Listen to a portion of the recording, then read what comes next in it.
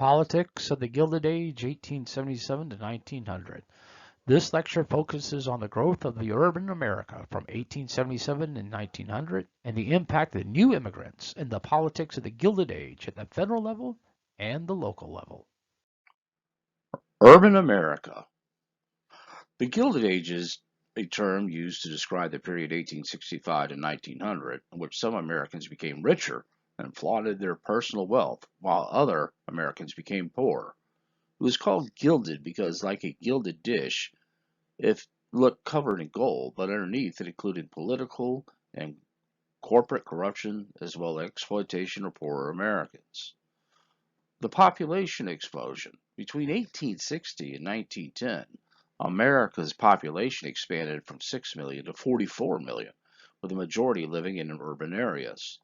The flow of population during this period switched from extending the frontier at the turn of the century to retreating to the safety and security of cities. Technologies such as elevators, steam radiators, and less expensive steel allowed urban dwellers to live more compactly than ever before. Skyscrapers were built from cast iron, and steel frames allowed more people to live or work in one place. In addition, cities grew larger geographically as horse-drawn streetcars and commuter railways helped transport people from the outskirts of the city to their workplaces downtown. The middle class, in general, were business executives and professionals that tended to move to the suburbs, whereas the working poor, often immigrants and African Americans, usually lived in crowded, unsanitary housing in the inner city. Crowds, dirt, and disease. Unregulated citizens who immigrated from rural communities to cities usually traded one set of problems for another. Unregulated urban growth created problems in sanitation, health, and morale, and morality rates in cities were exceptionally high. The sanitation systems. City dwellers overwhelmed the sanitation systems. Sewage flowed freely in the streets, and access to clean water was a problem. Cholera, yellow fever, and typhoid ravaged the populace. At the end of the 19th century, a drive to reform sanitation systems succeeded in banning hogs and cattle from cities, building separate water and sewage systems, and establishing trash collection services. Several significant trends stand out on this map. First is the development of urban industrial core, stretching from New England to the Midwest, where the largest cities were located. The second is the emergence of relatively new cities in the South and West, reflecting the national dimensions of innovation in industry and transport. Immigration. America had long depended on immigration to fuel industrial power. Now, in the Second Industrial Revolution, the United States welcomed such large numbers of immigrants that by 1900, 30% of residents in major cities were foreign-born, with the majority from Europe. The highest number of immigrants came from Southern and Eastern Europe during the late 1800s. Old World backgrounds. Economic hardship and religious persecution triggered migration from Central and Southern Europe, similar to today for immigrants coming to the United States. The pogroms. These were government-directed attacks against Jewish citizens, property, and villages in Tsarist Russia beginning in the late 1880s, a primary reason for Russian Jewish migration to the United States. Of all the immigrant groups coming to the United States, 90% of Jews would stay and not return. For Italians, Italy had too little land and too many people and too few opportunities. For Asians, economic hardship prompted Chinese immigration, while land shortage drove Japanese immigration. To accommodate the soaring number of immigrants passing through New York City, Congress built a reception center on Ellis Island near the Statue of Liberty. Pictured here is the registry room, where immigrants awaited for questioning by officials. Initially, most immigrants were young men, but by 1900, the number of women immigrants equaled men. The Statue of Liberty in 1886 was gifted by France to the United States, originally titled Liberty Enlightening the World. This was created by the sculptor Friedrich Augusta Bartholdi. The female figure represents Libertas, the Roman goddess of freedom. The New Colossus by American poet Emma Lazarus was a poem written in 1883 to raise money for the construction of the pedestal for the Statue of Liberty. Not like the brazen giant of Greek fame, with conquering limbs astride from land to land. Here at our sea-washed sunset gate shall stand a mighty woman with a torch, whose flame is the imprisoned lightning, in her name Mother of Exiles. From her beacon hand glows world-wide welcome. Her mild eyes command the air-bridged harbor that twin cities frame. Keep ancient lands, you storied pomp, cries she with silent lips. Give me your tired, your poor, your huddled masses yearning to breathe free, the wretched refuse of your teeming shore. Send these, the homeless, tempest to me. I lift my lamp beside the golden door. And so the Statue of Liberty would be a symbol of hope and one of the first things immigrants would see coming into New York Harbor. The chain migration involved the migration of an entire village that followed a small number of early migrants to a location. Process common to many immigrant groups provides one family member would bring other family members who in turn other relatives and friends in occasionally entire villages. Since most immigrants did not speak English, they are easy prey for swindlers.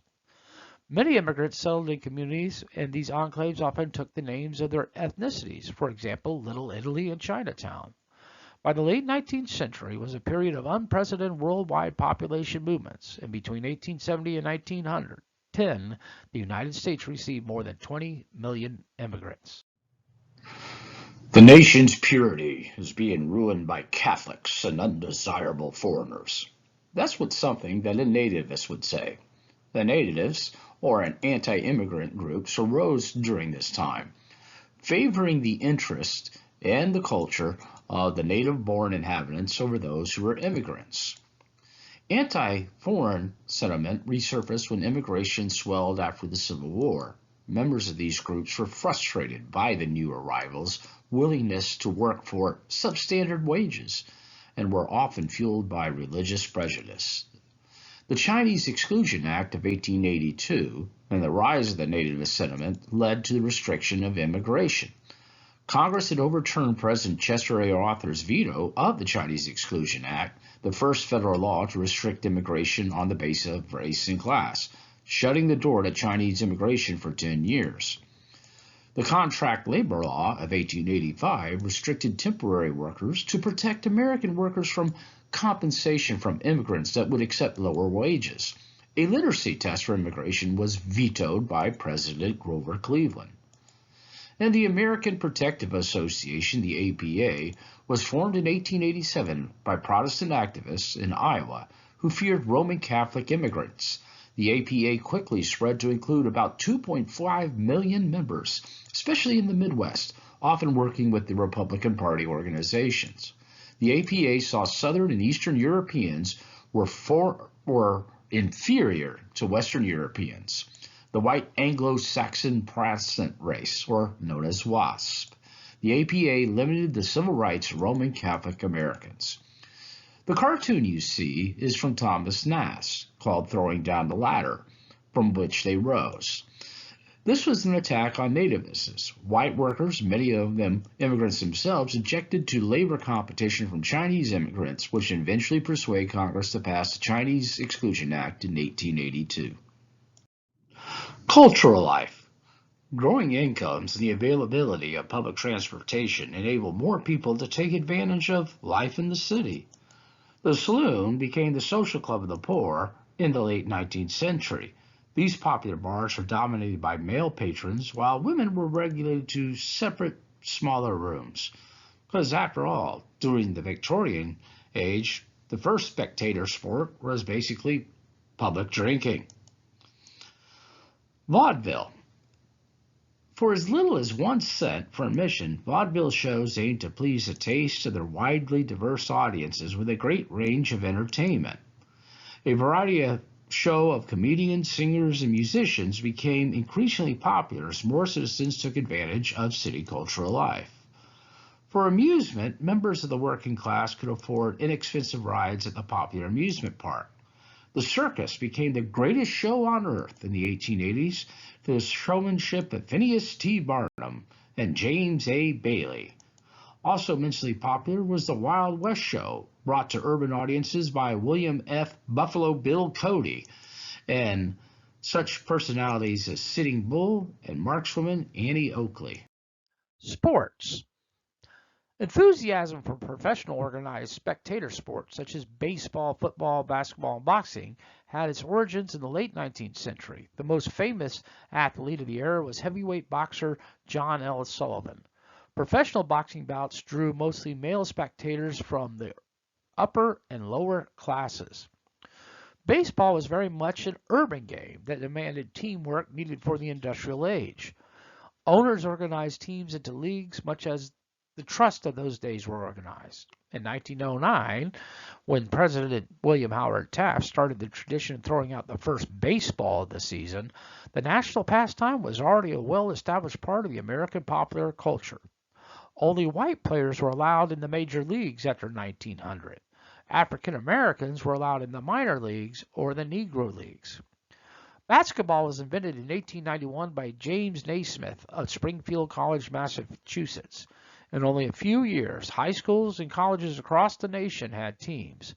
The first professional basketball league was organized in 1898, and the first intercollegiate football game was played by two New Jersey colleges, Rutgers and Princeton, in 1869. Football remained a collegiate sport for decades and did not become a commercial enterprise for the professional teams until the 1920s. College football, basketball, and professional baseball gained supporters during this era, and these sports relied on large cities to support their events.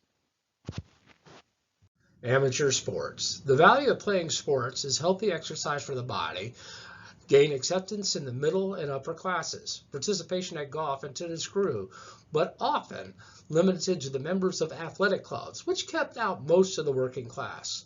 The rich could separate themselves from the lower class by pursuing expensive sports such as polo and yachting, and kept Jews and Catholics out of some private clubs. The most severely discriminated against were African Americans, who were prevented by Jim Crow laws from joining white-only clubs and playing on all-white big league teams. The America's Cup. In 1851, the New York Yacht Club schooner America won the Royal Yacht Squadron's Club's annual 53 nautical mile sailing regatta and the Old Mug Trophy. The surviving members of the America's Syndicate donated the cup via the deed of the gift of the America's Cup to the New York Yacht Club on July 8, 1857, specifying that it be held in a trust as a perpetual challenge trophy to promote friendly competition among nations.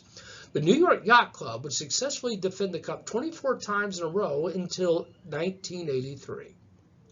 The Olympic Games. The first modern Olympic Games were held under the auspices of the International Olympic Committee, was hosted in the Pendleton Stadium in Athens in 1896. 14 competitors from the United States competed in the three sports, ranking first in gold medals. The first U.S. city to host the Summer Olympic Games was in St. Louis in 1904. The impact of social Darwinism. Darwin's scientific theories influenced more than a century of political and social debate. Charles Darwin's On the Origin of Species in 1859 argued that life evolved through a process known as natural selection. Herbert Spencer is the one who coined the term of social Darwinism, and it was Spencer, not Darwin, who came up with survival of the fittest, a flawed attempt to apply Charles Darwin's theories to human society with wealth, reflecting fitness and poverty weakness. Spencer would further write, "The laws of nature dictate the conditions of life for both rich and poor." End quote. The application of Charles Darwin's theory of biological evolution to society, holding that the fittest and the wealthiest survive, the weak and the poor perish, and government action is unable to alter this natural and beneficial process. The survival of the fittest allowed man's better characteristics to be passed on. Darwin himself disagreed. but a variety of other Americans and European scholars and writers promoted this human and social application of Darwin's biological theory. William Grant Sumner and Folkways argued that it would be a mistake for government to try to promote equality, since doing so would interfere with the survival of the fittest. Reformed Darwinism. Sumner's efforts to use rugged individualism and oppose government regulation prompted an alternative form called Reform Darwinism. Lester Frank Ward, in Dynamic Sociology, pointed out the aspect of evolution that both Darwin and Spencer had neglected: the human brain. True, people and animals compete, but, Ward would say, people also collaborate and plan for distant future and have minds that are capable of directing social change. He believed that cooperation, not competition, would promote social progress, and government should pursue two main goals. First, alleviating poverty and second, in promoting education of the masses. In the latter 19th century, Europe and the United States moved from the accepted idealism of life to a more scientific, realistic study. Realism in literature and art. As realism replaced romanticism in American literature and art, artists focused on depicting America as they saw it, especially the increase in urbanization and industrialization. In literature, Mark Twain, pen name for Samuel L. Clemens, became the first realist author of his works The Adventures of Huckleberry Finn and Mark Twain, which revealed the greed, violence, and racism in American society.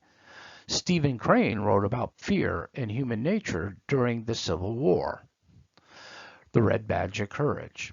Jack London portrayed the conflict between nature and civilization in novels like The Call of the Wild.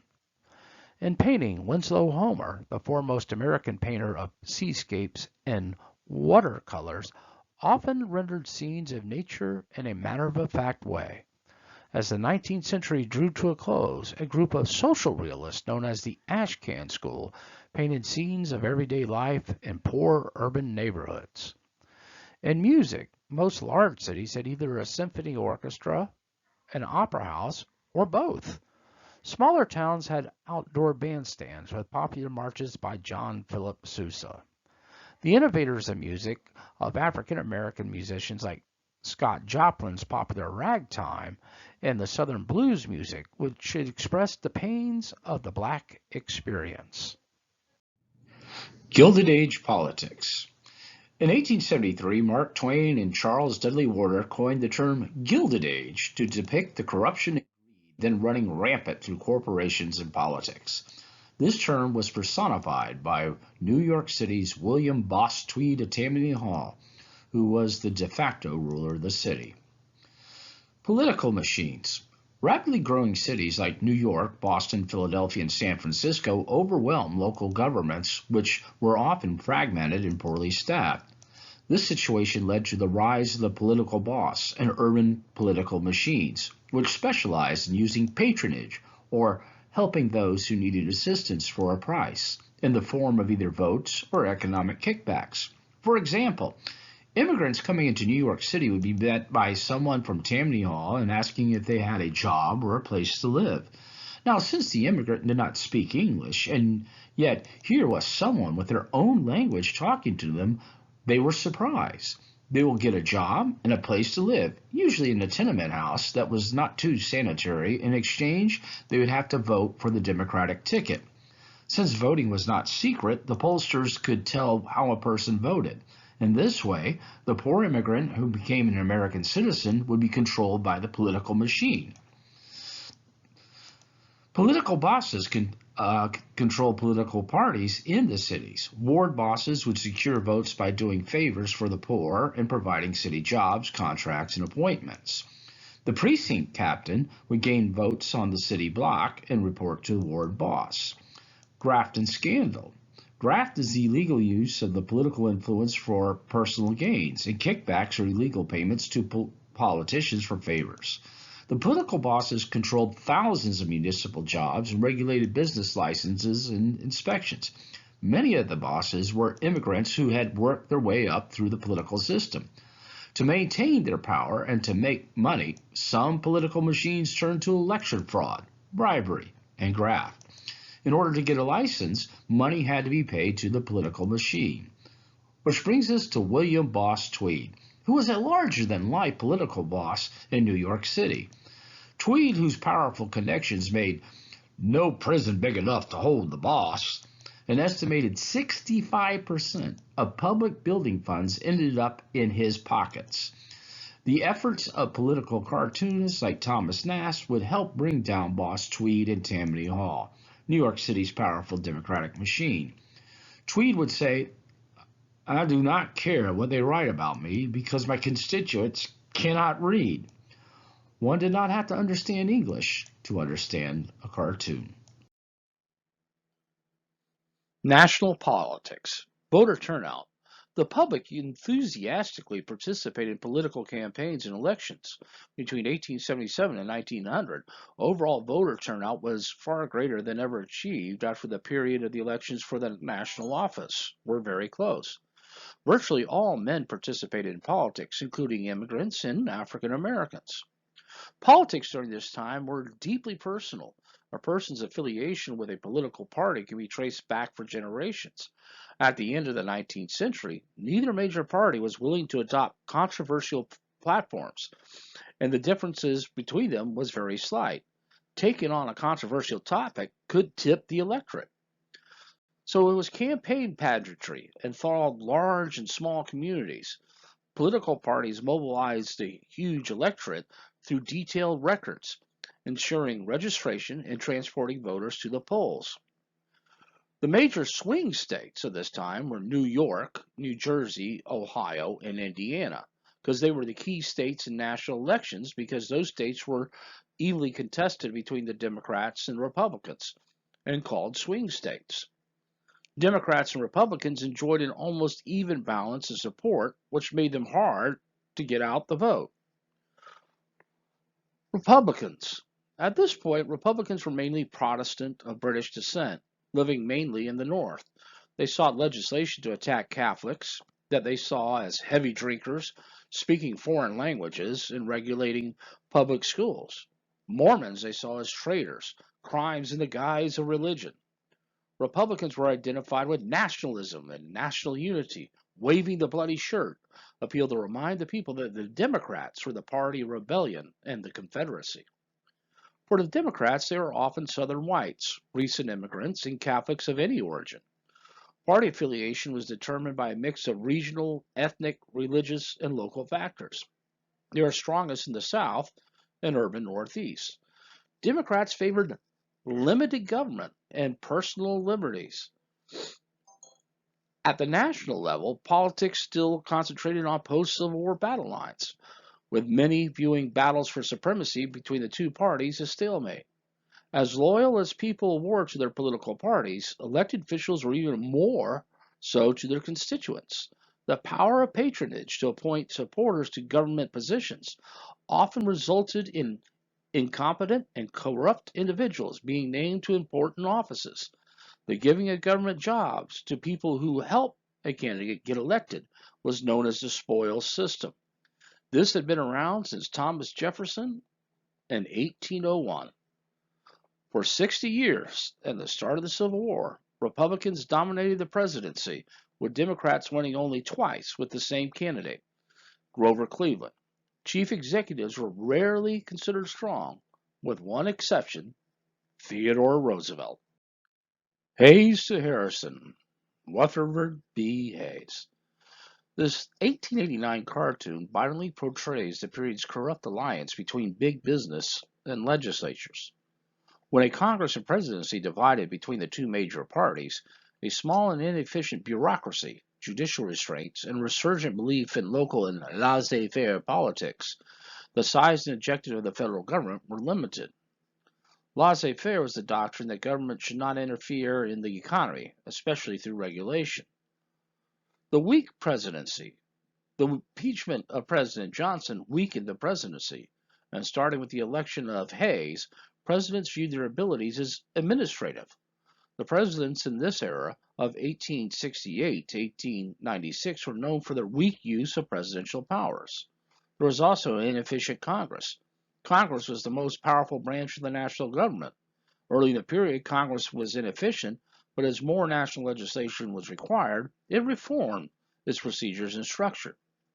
The federal bureaucracy and spoils system remained small and was criticized as being corrupt and inefficient, awarding patronage jobs based on party activism and loyalty, not merit. The courts overturned most regulations that states tried to enact on corporations. Few politicians viewed accepting gift from corporations in exchange for votes and support as compromising their integrity. When Rutherford B. Hayes became president, he tried to reform civil service programs, government jobs, to abolish the spoils systems of patronage. He suffered from an 1876 election debacle in which a congressional commission awarded him the victory, so support for his programs was slight. He faced intra-party squabbles between the stalwarts who wanted to keep the spoils system in place and who supported Grant and his cabinet, and the half-breeds, who were only half committed to Grant and to reforming the spoils system. Hayes showed that he had some sympathy for the civil service reform when he fired Chester A. Arthur after charges of corruption for the New York Customs House. Hayes was always insisted that he would run for only one term, and even if he had changed his mind, he did not have his party support. As a result of the 1880 election, James Garfield was the Republican candidate and won the presidency. Garfield, Arthur, and the Pendleton Act, a presidency cut short. Garfield was assassinated only 4 months into office by deranged office seeker Charles Guiteau. This 1881 cartoon depicts Charles Guiteau, who was convicted of assassinating the president, James A. Garfield. In one hand, he brandishes a pistol, and the other a paper that reads, "An office or your life." The 1880 Republican ticket had been a compromise between stalwarts and half-breeds, with Garfield a half-breed and his vice president, Chester A. Arthur, a stalwart. So Arthur would become the new president. Americans blamed the stalwart Republicans and their support of the spoils system for Garfield's death. As president, Arthur proved surprisingly competent. He enacted several civil service and tariff reforms during his administration. Perhaps the most important accomplishment was the Pendleton Act, which promoted merit over partisanship in awarding government jobs. The Civil Service Commission was the first federal regulatory agency. It was supposed to help the federal government fill positions based on merit rather than political affiliation. The Pendleton Civil Service Act began the move towards separating partisan politics from attaining government jobs. A law of 1883 that reformed the spoils system by prohibiting government workers from making political contributions and creating the Civil Service Commission to oversee their appointments on the basis of merit rather than politics. Election of 1884. Arthur, who angered too many Republicans, particularly from his own faction, was not nominated for president in his own right, but he died in 1886 of Bright's disease, a liver ailment. On the fourth ballot, James Gillespie Blaine of Maine, Garfield's Secretary of State, who served in both House and the Senate, was nominated.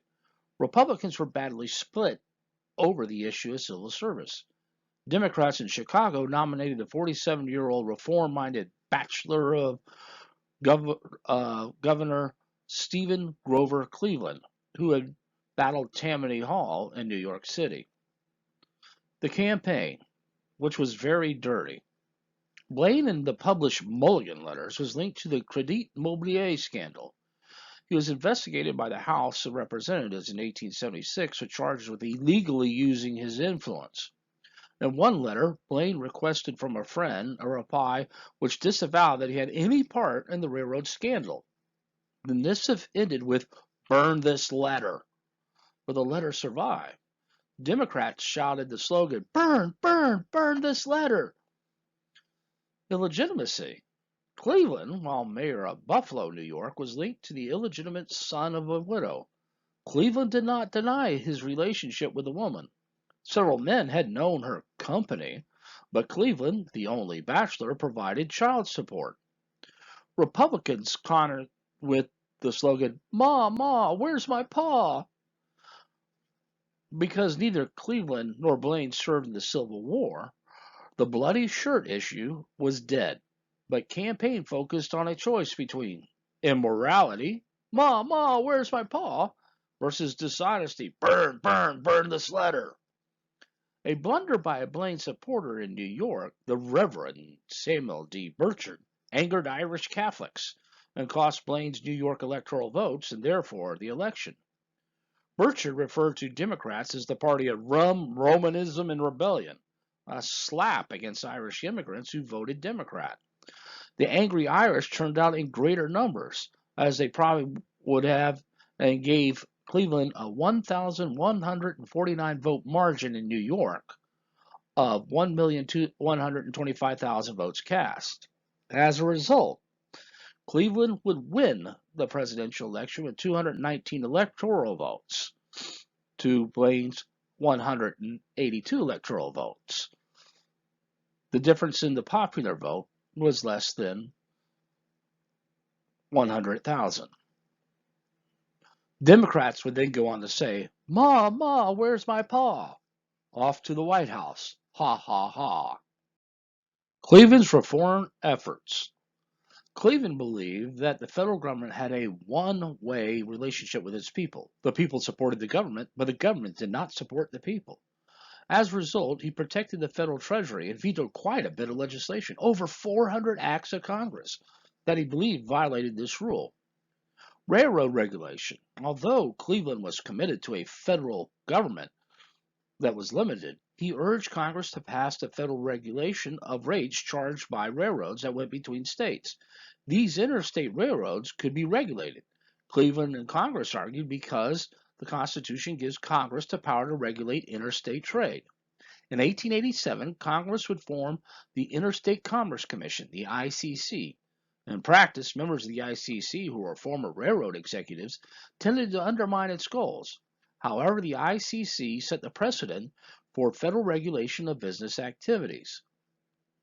Prior to the 16th Amendment to the Constitution, which gave Congress the right to tax citizens' income, the nation's chief revenue was the tariff. Many began to fear that the tariff had led to the creation of trusts by taxing imports to allow more profits for American businesses. Cleveland and the Democrats argued that the federal government's tariff rates were clearly too high because they're creating an annual government surplus, and also argued that they must be lowered. In the election of 1888, as we see, the 1888 cartoon depicts efforts by employers to force the working class to vote for the Republican Party ticket, including presidential nominee Benjamin Harrison. The stage was set for the election of 1888. The Democrats renominated Cleveland, and the Republicans nominated Benjamin Harrison. Cleveland and the Democrats favored lowering the tariff. Republicans and Harrison favored industry, raised an enormous war chest, and defeated Cleveland in electoral votes, although Cleveland won the popular vote. In February of 1889, the Department of Agriculture was elevated to a cabinet-level position, as farming became big business. Republican activism under Harrison. Harrison was president in name only. His Secretary of State was James Blaine, the 1884 Republican candidate. The most important piece of legislation enacted during this time was the Sherman Antitrust Act, which forbade contracts, combinations, or conspiracies and restraint of trade to create monopolies. However, the wording of the law was too vague to be of any real value.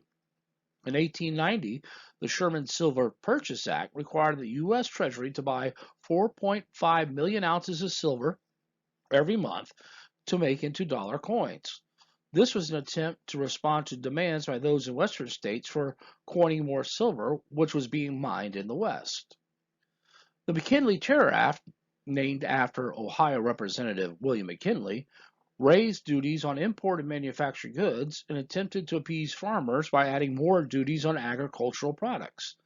The tariff, though designed to reach the Republican Party's voters, was unpopular and helped the Democrats gain control of the House in midterm elections. Farmers and the money problem. Currency problems. During this time, an issue developed that would plague the country for years to come. From 1865 to 1890, the amount of money in circulation decreased about 10%, even though the nation's economy and population had increased. So, what form of currency should be accepted? Specie or money made out of a precious metal? Precious metal money was rare in the West and the South. Many of the new states that had recently joined the nation had silver mines, and many of the silver interests bankrolled an attempt to allow more coining of silver as legal tender. Their theory was that the more money that was minted, the more would be available. Those opposed to this idea favored the more that was printed, the less it would be worth. The Mint Act of 1792 mandated that the weight of one silver dollar coin must be 15 times as heavy as a gold $1 coin. In 1837, all money was based on the silver standard, but was then changed to a 16-to-1 ratio. In 1873, the coinage of silver was dropped. The currency supply of the United States failed to keep up with the growth of the population. Agricultural unrest. Unrest in farmer communities resulted from a looming economic depression. Farmers' debts rose as the prices of their crops plummeted. After the Civil War, farmers faced a downward spiral in the prices of their crops as domestic overproduction and increased international competition cut into their market. The farmers first blamed the railroads, which charged whatever market they could bear to haul the produce to market, with little room to bargain. The tariffs, always a source of frustration for farmers, continued to pay double taxes on domestic produce shipped overseas. Farmers' alliances. When Congress would not take action to help them, farmers began to organize, similar to the labor unions, to make their voices heard. The National Grange of the Patrons of Husbandry, the Grange, an early farm union, was established in 1866 under the leadership of Department of Agriculture worker Oliver H. Kelly. Originally a social organization for farmers, after Kelly recognized how socially isolated many small farmers were in the South, it soon became indirectly involved with politics. Their first attempt at legislations were not entirely successful, but established the foundation for future work. The Granger movement eventually declined, but did not disappear entirely. The Farmers Alliance was a power of the Grange wane. Farmers alliances grew. A broad mass movement in the rural South and West during the late 19th century. By forming collectives, they worked to overcome hardships such as indebtedness, falling prices, and droughts. They formed cooperatives with shared ownership of community stores and warehouses, thus bypassing middlemen. Never fully organized at a national level, farmers worked within the established parties in their states or created small third parties to reflect their views. More successful in the South, where farmers refused to leave the Democratic Party, they won several political positions at the state and federal level. The agricultural depression of the late 1880s politically mobilized farmers. Farmers protested that the system of money and credit worked against agriculture. Monetary deflation worsened the debt burdens of farmers. High railroad rates and protective tariffs were also targets of farmer reforms. Farmers organized a farmers' alliance in the South and the West. The alliance tried to establish cooperatives and develop new ideas to solve rural credit and currency problems. Encompassing several organizations and demanding economic and political reforms helped create the Populist Party. Mary Lease was known for her oratory skills and was called the Kansas Cyclone. As we see in this quote here, "You may call me an anarchist, a socialist, or a communist, I care not. But I hold to the theory that if one man has not enough to eat 3 times a day and another has $25 million, that the last man has something that belongs to the first. The great common people of this country are slaves, and monopoly is the master. The West and South are bound and prostrate before the manufacturing East." In the 1890s, state-level third parties ran populist campaigns and gained control of two state legislatures and won several congressional elections. Early populist party victories often came at the expense of Republicans. In 1892, an association of farmers, labor, and reform groups organized the People's Party, also known as the Populist Party, and ran on the Omaha platform, which repudiated laissez-faire and demanded economic and political reforms to aid distressed farmers and workers. The election of 1892. An association of farmers, labor, and reform groups organized the People's Party, which was also known as the Populist Party.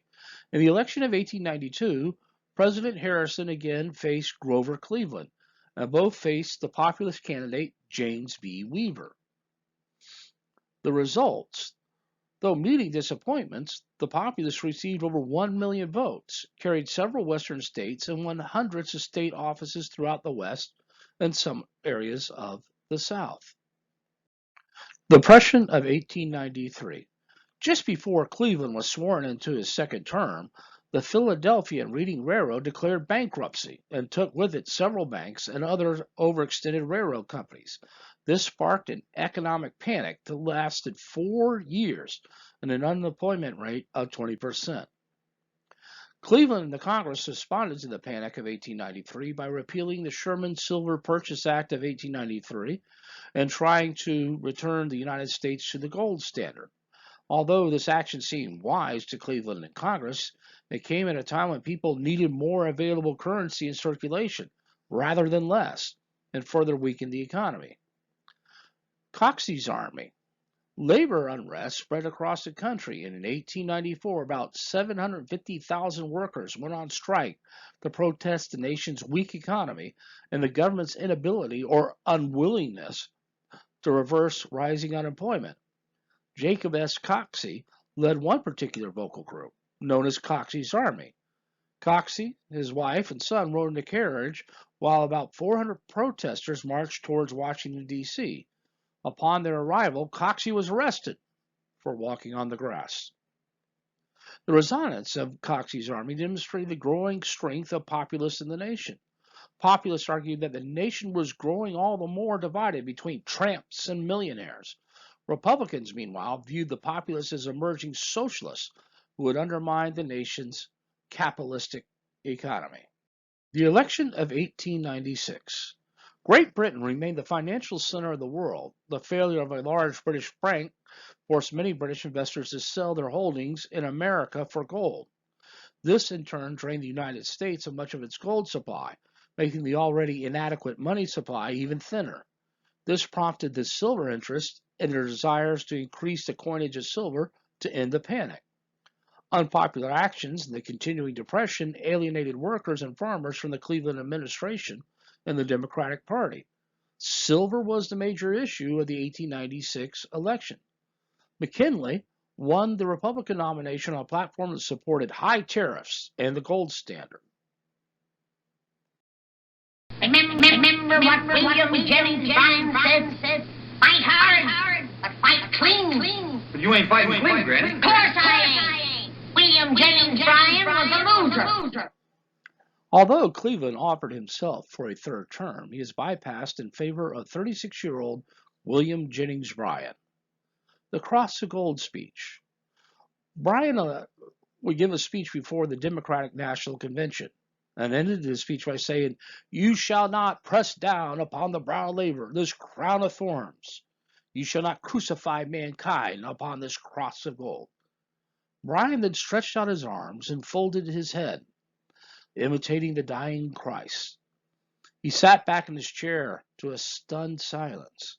He thought he had blown it. The convention then rose to their feet and shouted, "Bryan! Bryan!" making him the new Democratic nominee. Killing the Populist Party. Bryan was appealing to populists due to his support of free silver economic policies in the Cross of Gold speech. The Democrats nominated William Jennings Bryan on a silver platform, undercutting the People's Party, who also nominated Bryan as a result of the 1896 election. The People's Party essentially dissolved. The major beneficiary of the dissension within the Democratic Party in 1896 was the Republicans. Whereas McKinley stayed home in Ohio, the so-called front porch campaign that included about 750,000 supporters traveling to his hometown to meet with him.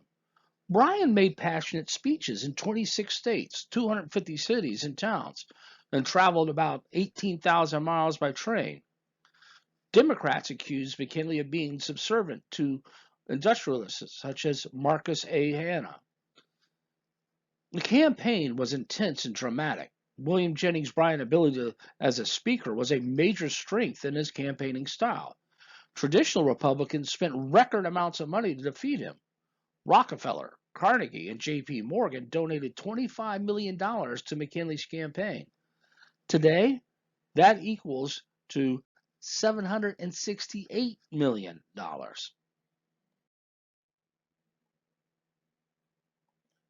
The results. Bryan had 6.5 million votes and McKinley had 7.1 million. McKinley won the Electoral College vote as well, carrying most of the North, East, and Midwest. The 1896 election was a high point for American voter participation, with 79% of the eligible voters participating. By 1897, economic prosperity was returning, and discoveries of gold across the globe crushed the silver movement. William Jennings Bryan carried most of the rural South and the West, but his free silver campaign had little appeal to more urban and industrial regions, which swung strongly to the Republican candidate William McKinley. Despite his loss, Bryan's candidacy began the Democratic Party's movement from a party of pro-business conservatism towards its 20th century role as a liberal reform party. Still, Southern voters continued to side with the Democratic Party. Both parties had progressive elements in the early 1900s. And in the election of 1900, William McKinley once again would defeat William Jennings Bryan. The Wonderful Wizard of Oz. Frank Baum's The Wonderful Wizard of Oz was published in 1900 and is seen as a political allegory of this time period. Dorothy, the protagonist of the story, represents the individual ideal of the American people. The twister that carries Dorothy to Oz symbolizes the populist cyclone that swept across the Kansas in the early 1890s. Baum was not the first to use the metaphor. Mary E. Lease, a fire-breathing populist orator, was often referred to as the Kansas Cyclone. Toto is also a pun, a play on teetotaler, a person who doesn't drink. Prohibitionists were among the populist most faithful allies, and the populist hope William Jennings Bryan was himself a dry. As Dorothy embarks on the yellow brick road, Toto trots soberly behind her, just as the prohibitionists soberly followed the populace. The Wicked Witch of the East represents Eastern financial industrial interests and their gold standard political allies, the main targets of populist venom. Midwestern farmers also blamed their woes on the nefarious practices of Wall Street bankers and the captains of industry who they believed were engaged in a conspiracy to enslave the little people, just as the witch of the East had enslaved the Munchkins. President Cleveland, of course, bowed to the Eastern bankers by repealing the Silver Purchase Act of 1893, thus further restricting the much-needed credit. McKinley prompted the silver industrialist, Mark Hander, made the gold standard the centerpiece of his campaign against Bryan and free silver. Silver slippers, not ruby in the movie, represents the silver Dorothy treads in the yellow brick road, and silver shoes, not in ruby slippers. Silver shoes on a golden road. A key plank in the populist platform was demand for free silver. That is, free and unlimited coinage of silver and gold at a fixed ratio, 16-1. And the good witch of the North would represent the voters who were sympathetic to the populace.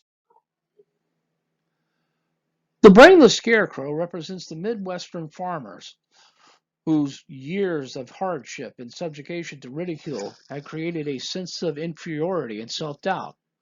Critics scoffed at their overblown rants, mocked their paranoid style, and dismissed their simplistic nostrums as a distemper ravagings of social hayseeds. The Tin Woodsman, once healthy and productive, was cursed by the Wicked Witch of the East, lost his dexterity, and accidentally hacked off his limbs. Each lost percentage was replaced by tin until the woodsman was made entirely of metal. In essence, the Witch of the East, big business, reduced the woodsman to a machine, a dehumanized worker who no longer feels, who has no heart. As such, the Tin Man represents the nation's workers, and particularly the industrial workers, with whom the populists hope to make a common cause. The Cowardly Lion was William Jennings Bryan. Put 'em up, put 'em up. The Nebraska representative in Congress and later Democratic presidential candidate in 1896 and 1900. Bryan, which rhymes with lion and a near homonym of lying, was known for his roaring rhetoric and was occasionally portrayed in the press as a lion as well as the Populist Party itself. Although Bryan's supporters considered him courageous, his critics thought him cowardly for opposing war with Spain in 1898 and subsequently annexation of the Philippines.